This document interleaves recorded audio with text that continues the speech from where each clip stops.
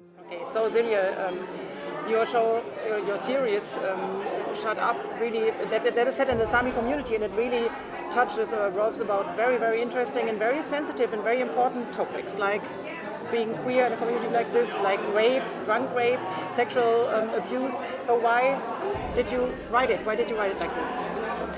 When we started out, when we decided to make something for the NRK from the Sami community, we looked at what's the topics that are important right now, and at that time there was a research report called Sami Noor 2 that had just came out, and in it said that more than 50% of all Sami women have experienced some sort of abuse or violence. Which is higher than the Norwegian average. That's really unbelievable. And you didn't know that before this report came out? There was no. No. This report it was new, and the report was a result of many years of work, and it was government funded. So it was it's the first time they're doing health-related research in the Sami community. And when was that report? I think this is a little bit of a guess, but 2017 or 18. And what do you think, why is that so? Why it hasn't come before, you mean? No. Why is the average of women who had to suffer through sexual abuse higher, or a little bit higher? I think you'll get many different answers to that question, depending on who you ask, and it's an ongoing public discussion in Sápmi, which has gone on for years, about this. I think definitely it's connected to the way we see masculinity, and also there are different parts. I mean, it's a very complex question. I think it has to do with colonization in a sense, that any indigenous community that's colonized will be deprived of some coping mechanisms within their society. So it has to do a little bit with that, and then it has to be noted that the percentage of Norwegian women that has experienced violence in the same way is not very much lower. It's a little bit in every society. I find it always to be a difficult balance to talk about the Sami society with regards to this in particular, and the majority society, because there's a fine balance between stigmatizing the Sami community and still being allowed to take up the taboos. And not being Sami myself, I think it's important to also let the Sami community themselves define where the problem stems from. And your co-writer is from the Sami community, yeah? Yes, he is. And he's really fantastic. Is also the protagonist, or one of the protagonists, of a bunch of young people. Really, really fine cast. It's really great to see them, especially your main actress. Can you tell me something about her? Yes, her name is Katja Ravna.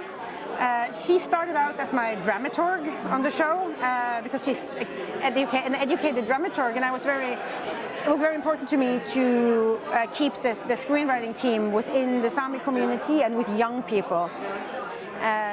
So I recruited her, and she also came into the process to share of her own experiences with sexual abuse that she'd been public about already before that in the media in Norway.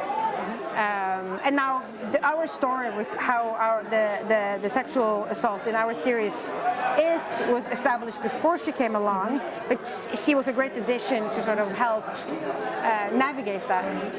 And then we were looking for the main character to cast, and we were searching high and low, and at some point I remember being on a location scout with Katja.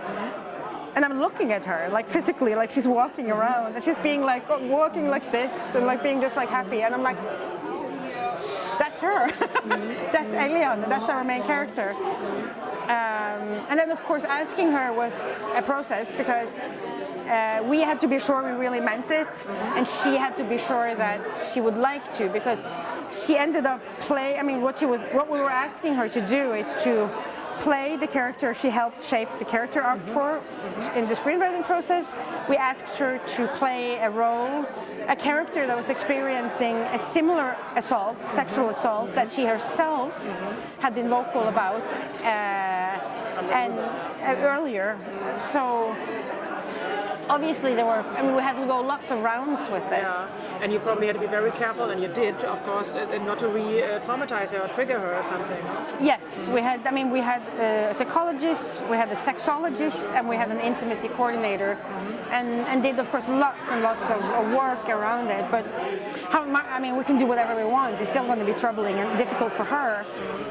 But in the end, what she told me was that she was really, really happy she did it, because it's also a sense of coping. Of course, and she's very authentic, and she's really convincing. She really does a great job there. And now your series is nominated for an international Emmy. Yes. Congratulations. Thank you. This probably can help talking about this subject or changing things for some women. Can it? I hope so. I really hope so. I mean, definitely. I think already people have told me that they have talked. I mean, they discussed the series, and our mission with this series is to sort of be a fictional example that people can use to talk about this. Exactly. In case it's too close to talk about their own experiences.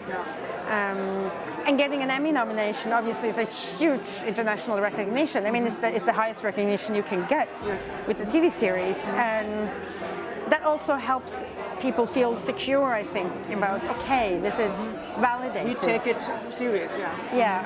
Takes it serious. I hope so, but I mean, our dream is to change not change something, but help the conversation somehow. Maybe just make people aware of it, or maybe start people thinking, you know. Yeah.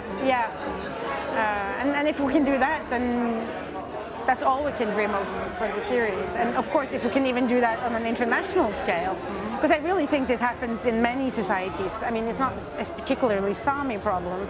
It's a problem in all small societies. Unfortunately not. It's a problem in every society all over the world. So go see Shut Up.